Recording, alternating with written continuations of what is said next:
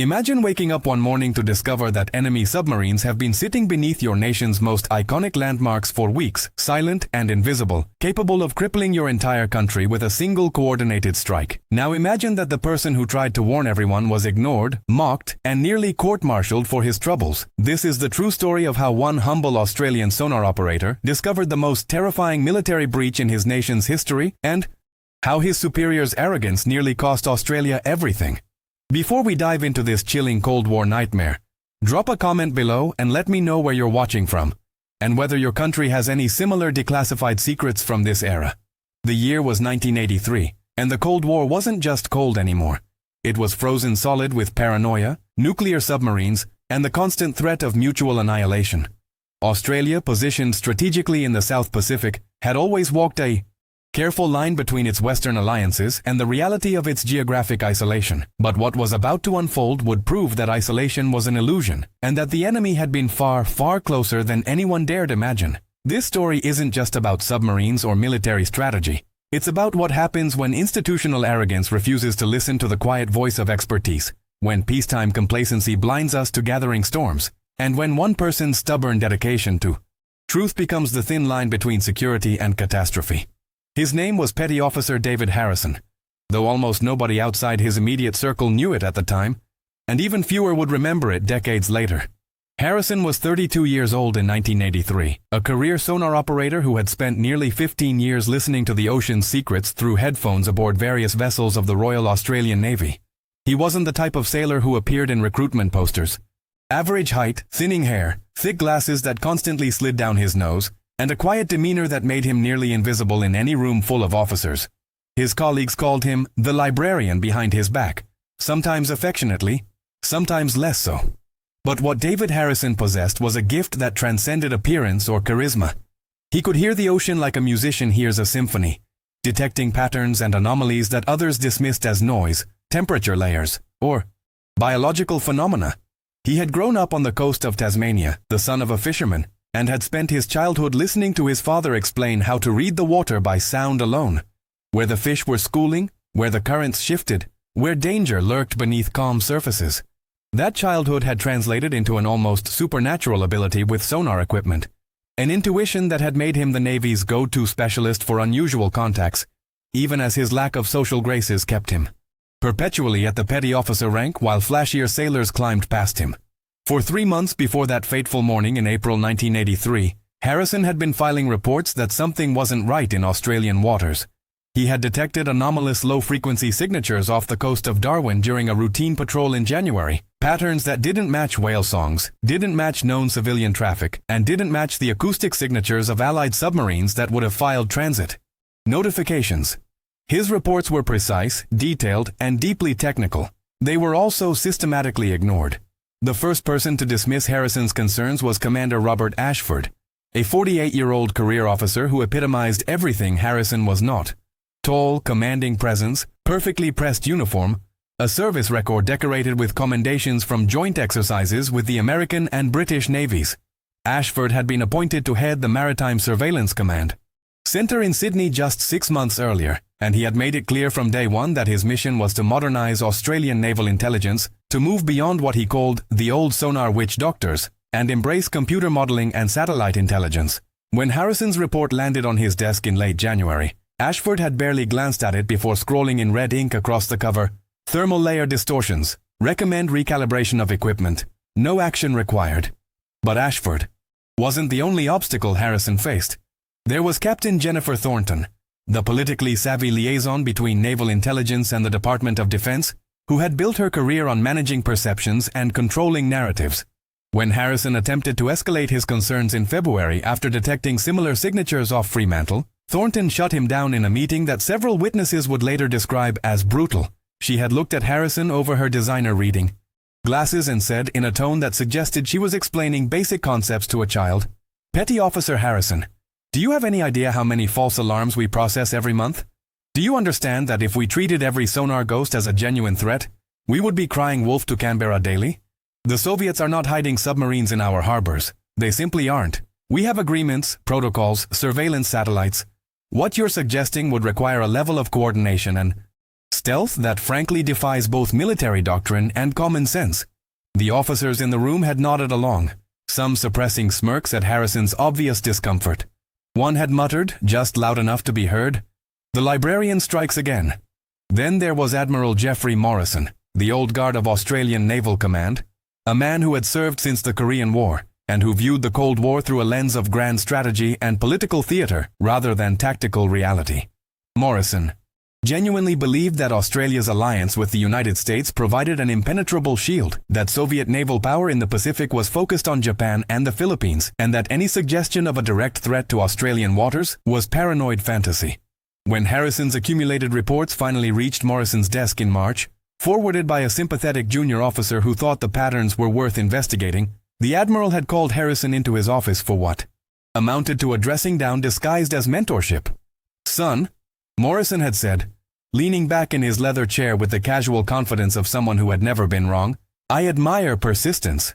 I do. But you need to understand the bigger picture. The Soviets make noise to provoke us, to test our readiness, to gather intelligence on our response times. What you're interpreting as a coordinated infiltration is simply routine Cold War theater. We detect their fishing trawlers with antenna arrays, they probe our coastal defenses, everyone goes home and the world keeps turning. You're seeing patterns that aren't there because you're too close to the trees to see the forest. Take some leave. Clear your head. That's an order, not a suggestion." Harrison took the leave, but he didn't clear his head. Instead, he spent those 2 weeks diving deeper into historical acoustic data, cross-referencing his findings with declassified reports from American and British sonar operators, teaching himself statistical analysis to prove his patterns weren't random noise. He lost sleep, neglected his wife, and became obsessed with a truth he could feel in his bones, but couldn't yet prove in ways that would satisfy his superiors. His wife, Sarah, a primary school teacher, would later recall finding him at 3 in the morning, surrounded by charts and graphs, muttering about propeller blade counts and cavitation signatures. "He looked haunted," she would say in an interview decades later, "like he was watching a disaster unfold in slow motion and couldn't make anyone else see it."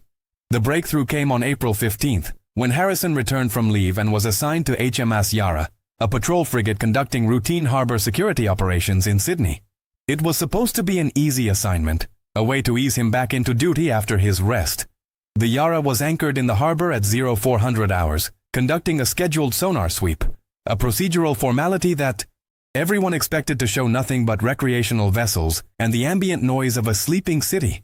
Harrison was on duty, headphones on, watching the green sweep of the sonar display with the same focused intensity he brought to every shift. And then he heard it. A contact. Deep, slow-moving, with acoustic characteristics that made his blood run cold. The signature was unmistakable to someone who had spent 3 months studying exactly this pattern. A diesel-electric submarine running on battery. Power. Positioned roughly 800 meters from the foundation pylons of the Sydney Opera House, at a depth of 42 meters. Harrison's hands were shaking as he marked the contact and ran it through the identification protocols. No scheduled Allied submarine transits. No civilian submersibles authorized in that zone. Nothing that should be there. He immediately notified the watch commander, Lieutenant Marcus Chen, a by-the-book officer who had heard about Harrison's reputation but didn't yet have an opinion on whether the librarian was brilliant or crazy.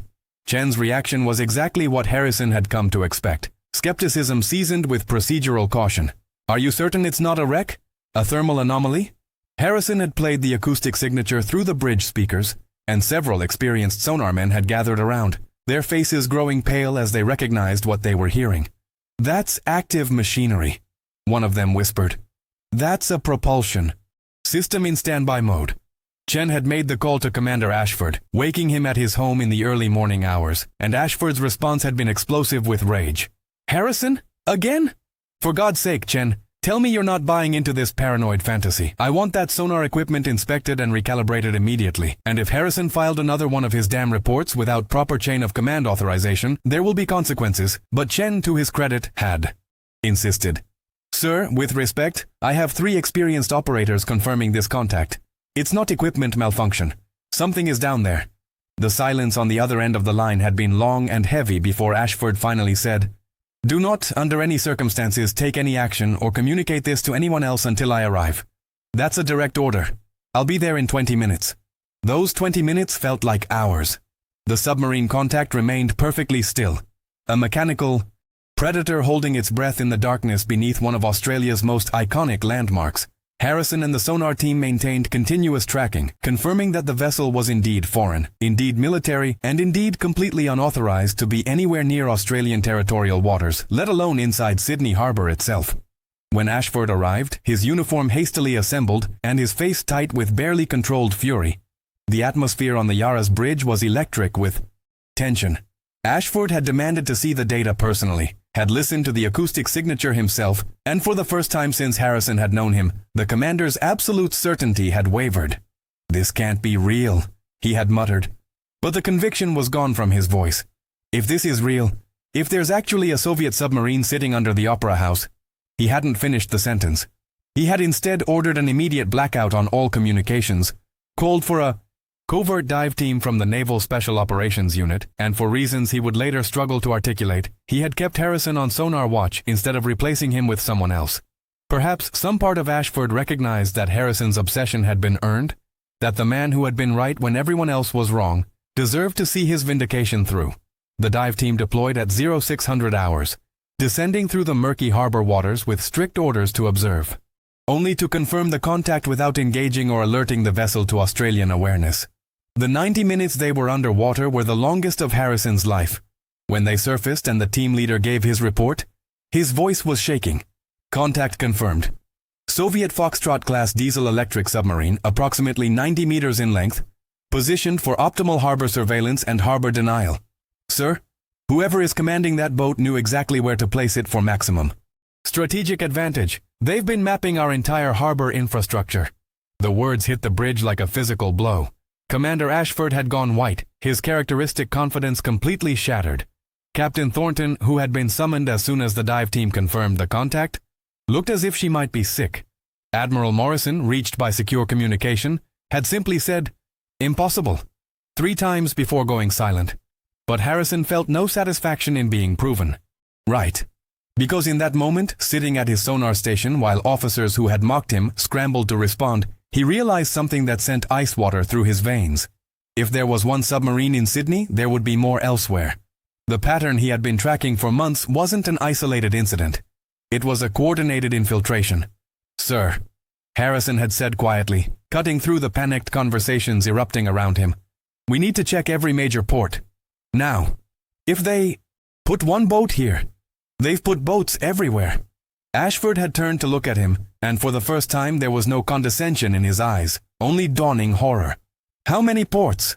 Harrison pulled out the charts he had been maintaining, the ones that had been dismissed as paranoid fantasy just hours earlier.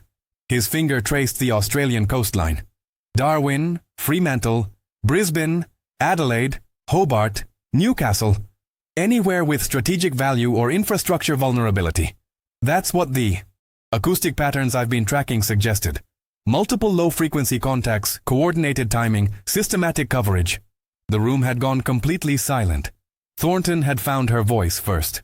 "If you're right, if there are Soviet submarines positioned at every major Australian port simultaneously, we're talking about a preparation for... She couldn't finish the sentence. Morrison's voice came through the communication system, no longer dismissive, now heavy with the weight of catastrophic possibility. It's a pre-positioning for either a massive intelligence operation or a first strike capability against our maritime infrastructure. During a conflict, those submarines could destroy our ports, mining operations, and supply chains simultaneously before we could even react. Gentlemen, if Petty Officer Harrison's analysis is correct, we are currently in the most vulnerable military position Australia has faced since World War II. What followed was the most intense 72 hours in modern Australian naval history. A nationwide covert operation was launched under the codename Operation Sentinel, with orders coming directly from the Prime Minister's office after an emergency briefing that had allegedly left several cabinet ministers in shock. Every available naval vessel, maritime patrol aircraft, and submarine detection asset was quietly mobilized and deployed to Australian ports under the cover of a routine readiness exercise. The media was fed carefully constructed explanations for the increased naval activity. The public remained unaware that their nation was essentially under silent siege. And at the center of it all was David Harrison, the ignored sonar operator who was now suddenly indispensable, coordinating the acoustic search efforts and training other operators to recognize the specific signatures he had been tracking. The discoveries came rapidly, and each one was more horrifying than the last. Darwin, 3 submarines. Contacts, Fremantle, 2 contacts. Brisbane, 4 contacts. Adelaide, 1 contact. Hobart, 2 contacts. Newcastle, 1 contact. By the end of the first day, the count had reached 17 confirmed foreign submarines in Australian waters. By the end of the second day, as more sophisticated detection methods were deployed and historical data was reanalyzed, the number had climbed to 43. By the end of the third day, when the full scope of the infiltration became clear, the final count was 81 Soviet submarines of various classes, positioned strategically around the entire Australian coastline, many of them having been in position for weeks or even months without being detected. 81 submarines. The number was almost incomprehensible. It represented the largest coordinated submarine deployment in Cold War history, a military operation that had required months of planning and preparation, and it had happened right under the noses of Australian naval intelligence. The implications were staggering. The Soviets had demonstrated that they could infiltrate Australian waters at will, position assets for a devastating first strike, and do so with such skill that detection had only come through the obsessive attention of one specialist who had been dismissed as paranoid. In wargame scenarios run in the days that followed, military analysts calculated that if those 81 submarines had launched a coordinated attack on Australian port infrastructure, mining, operations, and naval facilities, they could have crippled the nation's maritime economy and military capability within hours, potentially cutting Australia off from international trade and allied support for months. The vulnerability was existential. The failure of intelligence and institutional oversight was absolute, and the person who had tried to warn them had been ignored, mocked, and nearly punished for his persistence. The atmosphere in Naval Command headquarters had transformed completely. The same officers who had dismissed Harrison now sought his input on everything. Commander Ashford, to his credit, had done something that many in his position would never have done. He publicly acknowledged his failure. In a briefing attended by senior military leadership and defense officials, Ashford stood before a room of people who had the power to end his career and said, "I was wrong, catastrophically wrong. Petty Officer Harrison brought me credible intelligence for 3 months, intelligence that could have given us significant lead time to respond to this threat, and I dismissed it because it didn't fit my preconceptions of how the Soviets operate or what our detection capabilities should reveal. I chose institutional pride over operational security. I chose my own judgment over expert analysis. And if this situation had escalated to actual conflict, my arrogance would have cost Australian lives and national security. Petty Officer Harrison deserves not just recognition but an apology from every person in this chain of command who failed to listen." The statement was stunning in its honesty. Several officers in the room looked uncomfortable, but Ashford continued, "We built a system that valued confidence over competence, that rewarded political savvy over technical expertise, and that punished persistence when it challenged our comfortable assumptions. We need to fundamentally rethink how we evaluate intelligence and who we listen to." Captain Thornton had followed with her own admission, though hers came with visible difficulty. She was a woman who had built her entire career on never being wrong, on managing perceptions flawlessly, on controlling narratives with precision. Acknowledging failure went against every instinct she had cultivated. But she stood before the same assembly and said, "I accused Petty Officer Harrison of crying wolf. I suggested his warnings were paranoid fantasy. I prioritized bureaucratic efficiency over security concerns because I was more worried about looking foolish to our political leadership than I was about being actually correct. That is a failure of judgment that I will carry for the rest of my career." Admiral Morrison's response was perhaps the most significant. The old warrior had built his entire worldview on the assumption of American protection and Soviet predictability. The discovery of 81 submarines had shattered that worldview completely. In a private conversation with Harrison that several people witnessed, Morrison had said, "I spent 30 years preparing to fight the last war, sailor. I assumed the Soviets would behave according to our intelligence assessments and our strategic models. I forgot the first rule of military preparedness. The enemy gets a vote. And they rarely do what you expect them to do. You remembered that rule. You listened when everyone else, including me, had gone deaf from our own certainty. I'm sorry." But the most profound moment came. During the crisis management meetings, when the question arose of how Australia should respond to this massive infiltration, several hawkish voices argued for immediate aggressive action. Forced surfacing of the submarines, public exposure of the Soviet operation, potential military confrontation. The tension in those meetings was extraordinary, with some officers arguing that Australia's sovereignty had been violated so egregiously that anything less than aggressive response would signal weakness. And it was Harrison, the humble sonar operator who had been vindicated, but not transformed into someone he wasn't, who provided the perspective that ultimately shaped Australia's response.